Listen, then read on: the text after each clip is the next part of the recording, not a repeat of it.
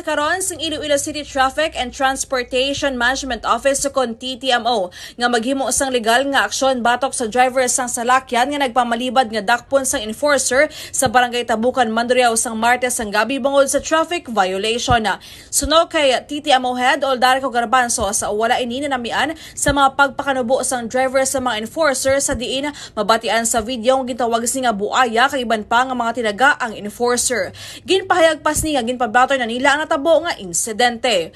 Nebaloan nga naglabot sa 4 ka oras ang negosasyon sa tunga sang traffic enforcer kag driver sang salakyan bango sa traffic violations sa diin ginbalewala sang driver ang traffic signage. Report ng gikan syudad sang Iloilo inis ka K5 Jenny Kauin pas kampiyon na balita serbisyo publiko kalingawan sa Iloilo K5 News FM. Ang ining balita ang ginadulong sa inyo sang DTX Coffee Mix. Himo sa natural nga sangka pareho sang amarkuso, chia seeds, sugared cane extract powder. DTX Coffee Mix. Nakakapi ka na, naka-detox ka pa. DTX Coffee